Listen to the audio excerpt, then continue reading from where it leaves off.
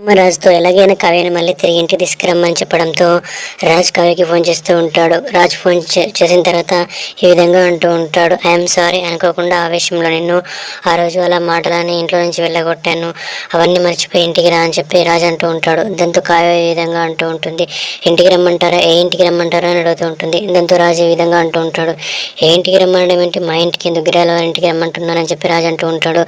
దాంతో కావ్య ఈ విధంగా అంటూ ఉంటుంది, నేనేమన్నా వస్తాను అనుకుంటున్నారా, మీరు రమ్మన్నప్పుడు రావడానికి, పొమ్మన్నప్పుడు పోవడానికి. ఆ రోజు నిజ నిజాలు తెలుసుకోకుండా ఇష్టం వచ్చినట్టు మాట్లాడి అందరి ముందు నేను అలా బయటకి ఎంటేశారు, మళ్ళీ ఇప్పుడు రమ్మని ఇలా అంటున్నారని చెప్పి కావ్య అంటూ ఉంటుంది. దాంతో రాజు ఈ విధంగా అంటూ ఉంటాడు, నా అంతటా నేను దిగి వచ్చి క్షమాపణ చెప్పినందుకు నువ్వు ఇలా నన్ను చీప్గా మాట్లాడుతున్నావు, పాపమని సారీ చెప్తే ఏంటి ఎలా రానంటున్నావు అని చెప్పి రాజు అంటూ ఉంటాడు. దాంతో కావ్య ఈ విధంగా అంటూ ఉంటుంది, పాపమని సారీ చెప్పారా, ఎవరికి పాపమని సారీ చెప్పారు, తప్పు చేసింది మీరు తప్పు చేసి మళ్ళీ నన్ను అంటున్నారు ఏంటి అని కావ్య అంటూ ఉంటుంది.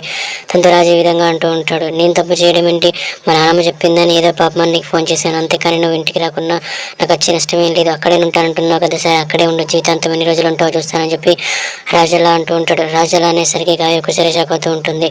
Thanks for watching this video, please subscribe my channel.